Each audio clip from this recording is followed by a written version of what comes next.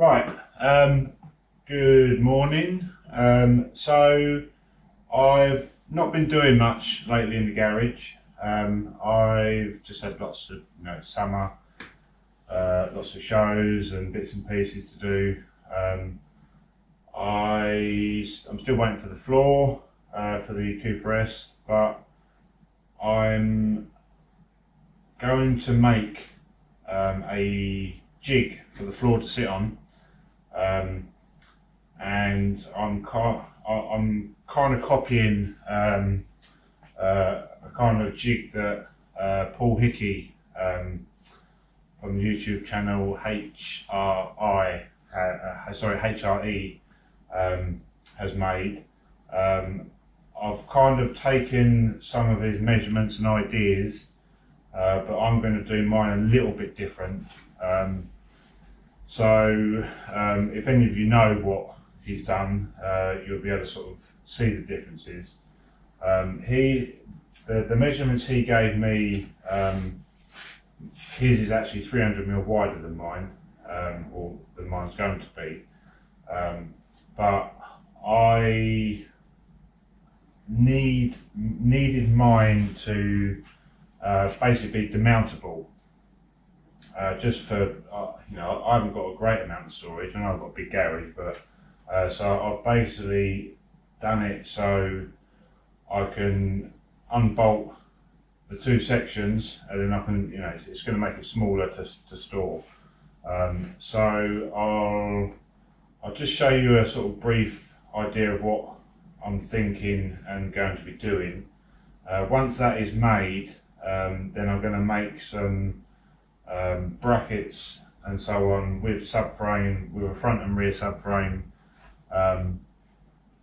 that can also be removed from the jig. What I'm trying to achieve is to have the jig sitting on the floor on wheels, and to be able to put a shell onto that jig, have the rear subframe frame so I can fix into obviously the rear hill board fixing points for the subframe, and then make a frame for the front. So basically I can, when I do the Mk3 Mk3 rebuild or restoration, I can effectively put the floor on the jig. I can cut the floor out of the existing shell and effectively lift the old shell onto the new floor, and my thinking is that I can then have all the points matching, so I can effectively put the jig onto the floor, tack it, and then I know the shell is not twisted, it's not out square and so on. So some of it, I've not got any drawings. I've got some measurements that I've got offline for all the sort of mounting points for all the subframe bits and pieces. I'm kind of making some of it up as I go along, so you'll have to kind of bear with me. I will try and explain along the way why I'm doing certain bits and so on. But I know I've got the rollover jig, but I'm trying to do something that effectively, like Owen's Fabrication, they've got these big car jigs that they put the minis on, and then they've got these certain brackets so that they know when they're building their historic and MIG shells that they're all square, true, and so on. So that's kind of the ideas behind it. I have had comments before where we've been doing bits on previous shells and it's not supported enough, it's not this, it's not that. So I've just I've got the time at the moment, so I'm going to try it. I'm going to see how it goes. It may not work, it may work well, but yeah. So this is just the kind of start of it. A lot of the videos might be on time lapse. I'll try and explain some bits where I can. And the other thing with this is it's going to help me learn to weld.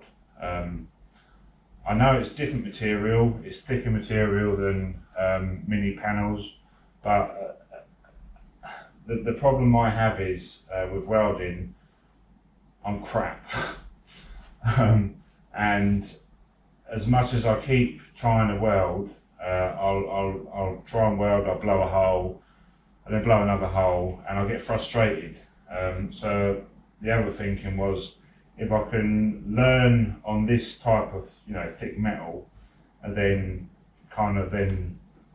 scale it back, it's just going to be a bit of practice, and hopefully I'll not that I don't need to rely on Keith, but I want to learn to weld and not get frustrated.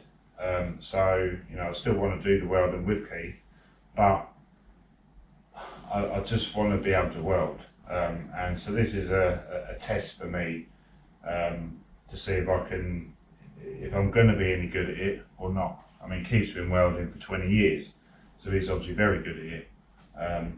I've tried welding a year ago and I'm not very good, so so I'll just sort of take the camera off, get a few close-ups of what I'm going to be doing, and what I've done so far, and then I'm just going to get on with it. So this is the basic frame. So as you can see, I've got I've actually Paul's jig has these long lengths as one solid piece, but obviously you can see I've put a cut. I've basically cut the center. I've got a tube running through inside, which is it's very tight in there now. Obviously I've bolted 2 points on each side, and the theory is, I haven't put a level on it yet, I'm going to, or a straight edge, that is now straight and flat, and so, but it enabled me to unbolt it, take it apart, and then store it in 2 sections, so it's not as bulky. Again, Paul made this section here, I think it was 1300 long, but I've reduced it down to 1 meter. I don't believe that I need it wider than the actual mini shell,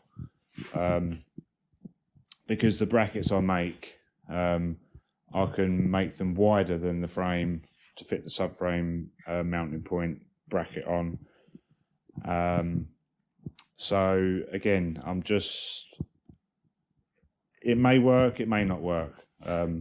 If it doesn't, the metal's not actually cost me anything, because the guy that's supplied it, I'm doing work on his house.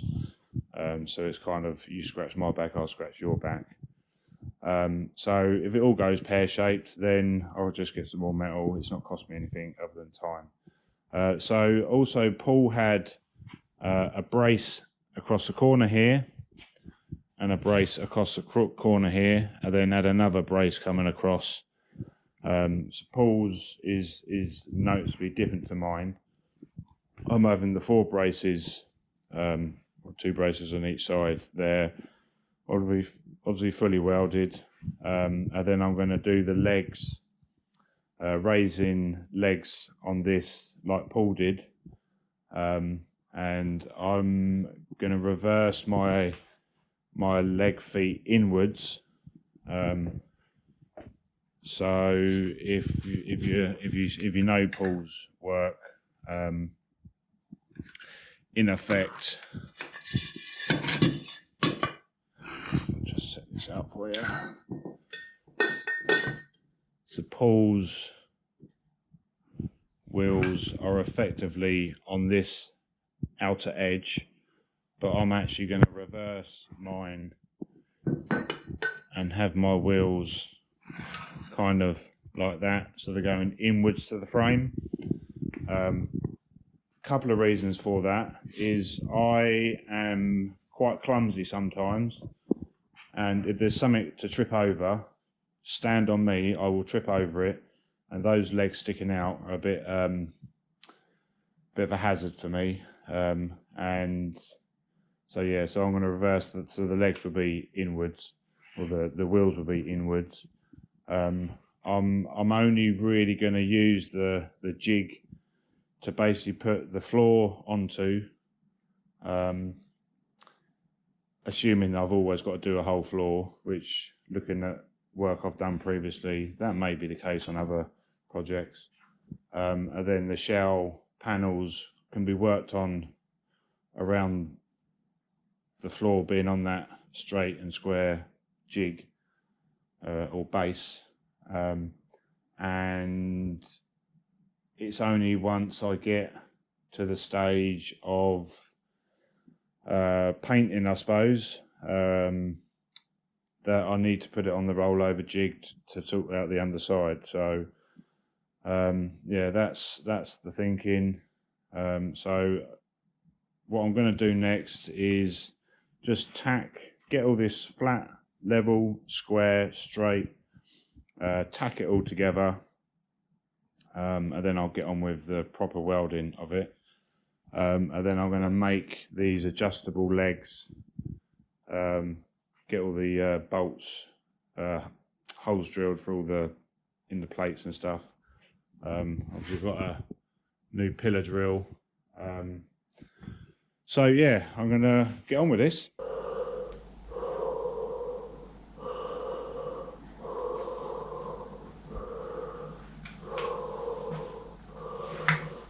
Luke, I am your father. Only me. Right, I'm in a much better mood today. As you can see, got my new helmet, mask, whatever. And I've tried it out, and I'm a bit sweaty. It is, for me, this is 100 times better than this £30 mask, I think. It's difficult to explain unless you sort of do welding, but I'm sorry, that is sweaty. It's got more headbands on the actual head support. When it's down, I get very little light coming in from these lights and the roof light, and so I can see through the actual lens much better. So because initially through that one I just couldn't see even what was there without welding, but this one, it's clear as day, and there's plenty more adjustment. I can actually, with this one, I can move this headband or head support inwards and outwards, so I can be closer or further away from the screen inside.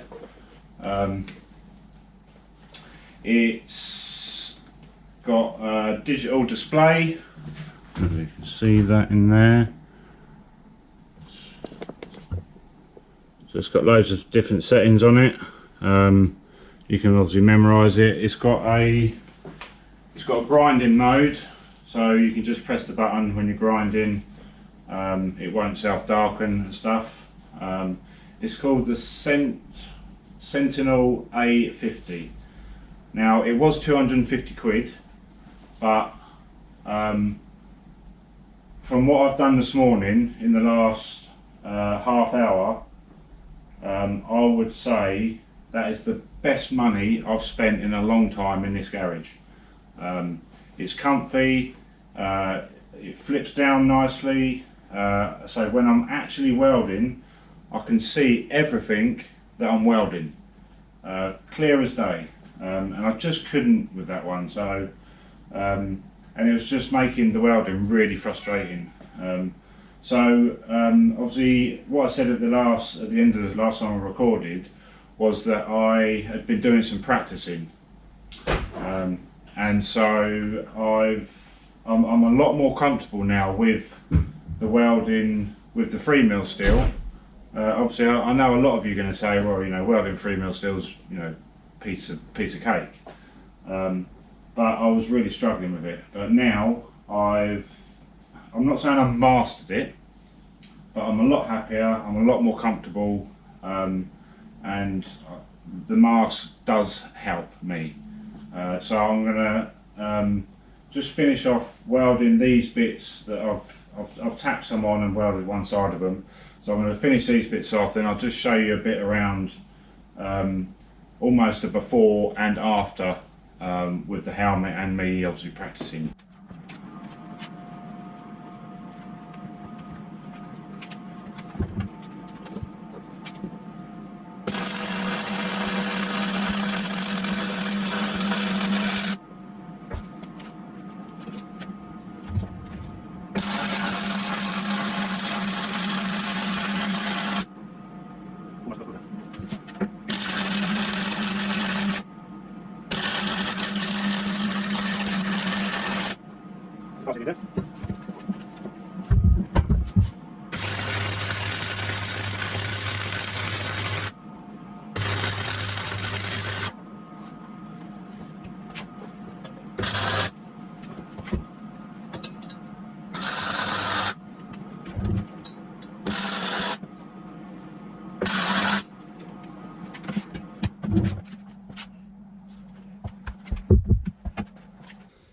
So I'll show you the bits I've welded this morning. That's where I started. Just had to adjust a few settings. It seemed to get a bit better. I'm happy with the penetration. Bit messy on that one, just my unsteady hand. I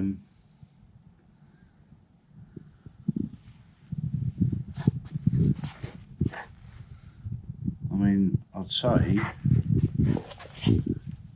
that's pretty good there. It's not bad on that one. You know, it's got good penetration everywhere.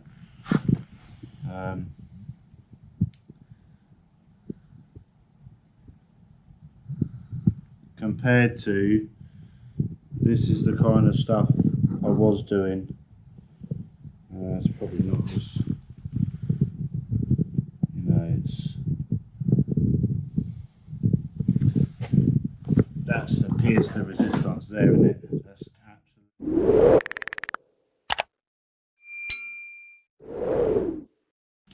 Like I say, I'm much happier. What I've got to do now is get the legs onto that, and then obviously get the wheels and stuff onto it, and then that's the basic frame done. At least I can get it up out the way and get it put on some trestles and work off of them now. So yeah, you know, like I say, the helm, you know, the mask, yeah, it seems expensive, but sometimes, in my opinion, you get what you pay for, and yeah, it's just so much better. So also with the actual mask, you get a little black bandana. You get 2 clear front visors and another 2 yellow front visors as spares, and then you also get 2 internal screens, and then obviously a nice carry bag. So yeah, it's much better for me. I feel much more confident. I know I've got lots to learn still with the welding, especially when I get onto panels, because I know they're a lot thinner. So, but I'm getting there with the basics, I think. So I was a bit down last time. I feel a lot more positive now, and yeah, hopefully over this next year there'll be some huge improvements. It's just understanding, really, me understanding the welding and understanding wire speed, gas, and panel thickness and so on. So